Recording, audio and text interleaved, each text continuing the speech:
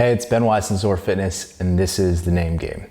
Workout number 46 is white knuckles. From 0 to 5 minutes. For time, you got 20 dumbbell box step overs, 20 burpee box jump overs, and then 20 dumbbell box step overs again. You're gonna use a 24 or 20 inch box for males and females respectively, and 50 or 35 pound dumbbells, one in each hand for males and females respectively. And then from 5 to 10 minutes on that same running clock, you are going to establish a 3 rep max hang squat clean. And these two events are going to be like scored separately, right? Again, we're not really actually doing anything with the two scored events, but again, I write it in that way so that people know, like, okay, is this something where it's, part of the same scoring system, or should I treat these as two separate events?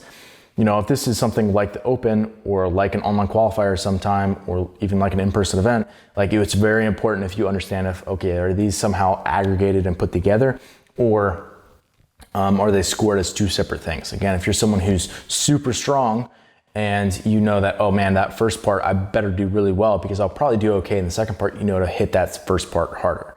That's why I write it in that way. Anyway, moving on, let's get into standards. The dumbbell box step over. You do not need to stand up fully. So it's not a step up, it's a step over. So just like a burpee box jump over, just like the second part, right? You don't actually have to extend and stand tall as you go over the box. Besides that, both your feet have to touch on top of the box at some point, but no part of your hands or the dumbbells may ever touch the box at any point in the workout. So what this means is you can't, in the middle, you do 14, your grip's getting tired, you set down the dumbbells and shake it out. You can't set them down on top of the box. At no point can those dumbbells touch the box. If at any point they touch the box, you have to start that rep over. It's a no rep and you restart. You don't have to go back to the same side, like a pistol where if you miss on the right, you can't do the left, you gotta go back to the right. I don't really care about that. Like if you go over, just come back and do the other rep. But make sure that you actually count yourself and do a no rep. If at any point you accidentally bump it on the way up, sorry, it's a no rep, it can't touch. So the dumbbells and your hands at no point in the workout can touch the box. The only thing that can touch the box is your feet. So that's the dumbbell box step over. The burpee box jump over, same thing. Your both feet must touch, there we go, the top of the box. However, no point can your hands touch the box. Even if you just graze it because you're jumping and you're kind of knock it on the way over. I did this actually in quarterfinals event 5. I accidentally did it, so I had to go back to the same side and do that whole burpee box jump over again. Sorry, you touched it, you're no rep, go back, do it again. Again, I don't care, you don't have to go back to the same side, just make sure that you counted the no rep and move on. And then for the hang squat clean, you must extend tall, like bring the bar all the way up to your hip, basically deadlift, right? The first rep up to your hip. And once you're fully extended, then you can go into your 3 rep hang squat clean. And yes, it must be a squat clean on each rep. So in other words, you have to pass below the hip crease below the top of your knee, for each rep. And this must be done touch and go in the sense that you can't set it down and shake it out between. Like once you pick it up, you have to do all 3 of your squat cleans in one set. Setup's pretty simple. Like the first part is just with the box. So get your dumbbells out of the way once you get done with your first set. So it's 20 dumbbell box step over. So you'll be doing it with the dumbbells. And then as soon as that's over, get them kind of off to your side so you can do all your burpee box jump overs, and then you'll bring them back out to do your last set of 20. And then last thing I guess for setup would be have your starting or your opener weight for the 3 rep max hang squat clean on the bar preloaded, ready to go, so that you don't have to change weights or do any of that stuff before you actually go.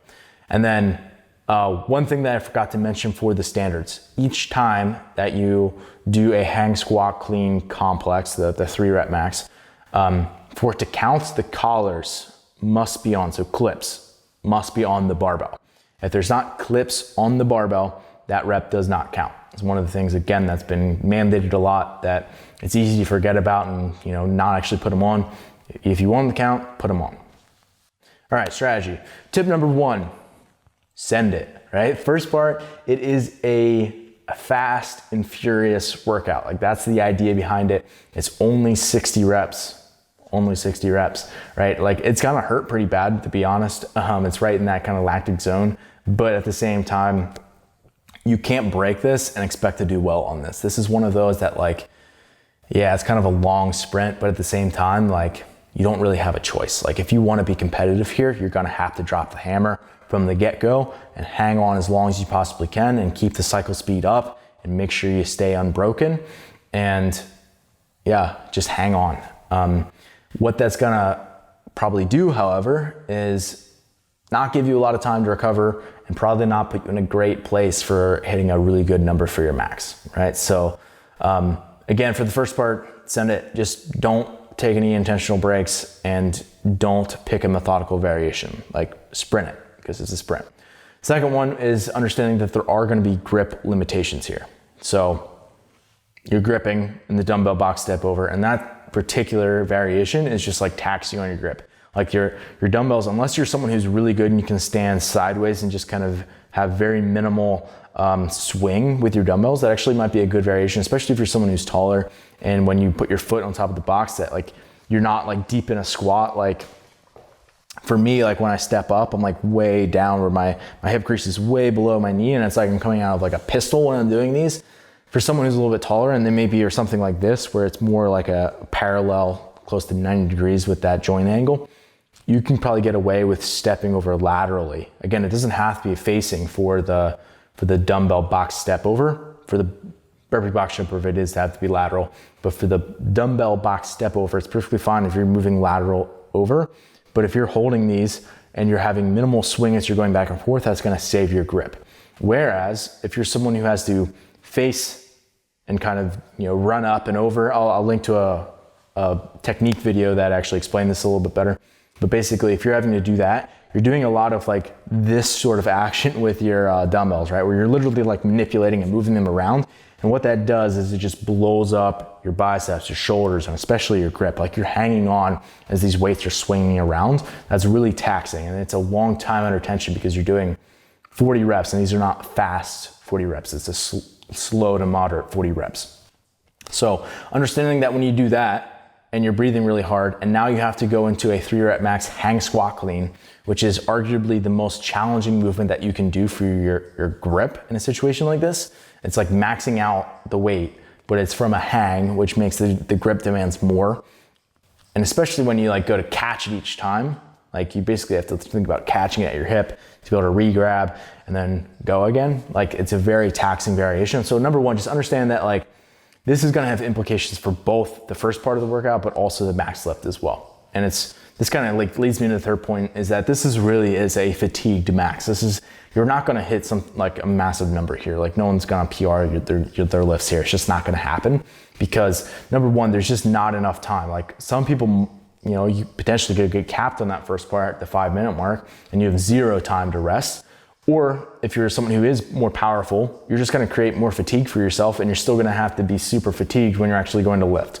So either way, like there's not gonna be a lot of time for you to rest, and there's only 5 minutes for you to establish that 3 rep max. So you can't be like waiting around forever before your first attempt, and you can't be waiting around forever between attempts. Like you have to be very strategic about the weights that you take based on how you're feeling, and making sure that you get at least 1 or 2 good solid lifts that are gonna count and get them on the board relatively quickly into this clock. So, yeah, like I said, very little, possibly 0 rest time before those 2 parts. And then I would say, like, if we're thinking about the strategy in terms of what you're actually hitting for this 3 rep max hang squat clean, number one, I would say just get something on the board, right? Like if you're someone who's like, you know, maybe not super confident in this movement, or you don't really know what your 3 rep max would be, certainly not under fatigue, then just, you know, get something on the board, so to speak, where you're doing 60% of your max just to be able to get something on the board and kind of feel out the weight.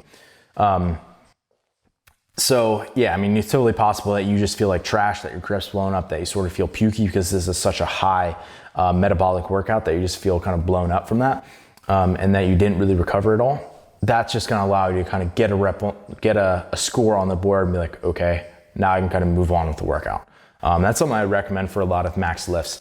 The other thing that you could do, and I will probably end up doing this when I do this workout, is if I know that I'm gonna be really messed up from the first part of the workout, I'm not actually gonna do a 3 rep max to start off. And knowing that, okay, I didn't put a score on the board, so I still didn't get like my give me reps, but at the same time, it's allowing me to kind of catch my breath and just sort of feel the bar a little bit.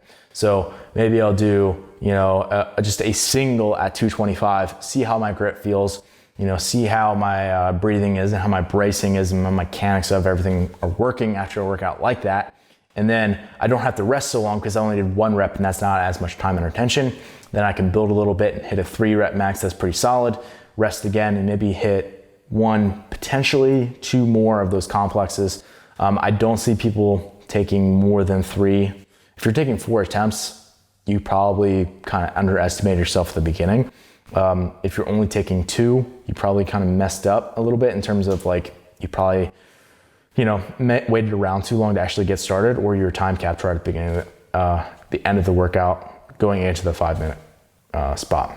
So I know that's a lot of details, but there's quite a bit of variation in terms of like, depends on what type of athlete you are, what your maxes are, what you're gonna get on the first part. There's a lot of moving components in these workouts, which also makes them fun, in my opinion.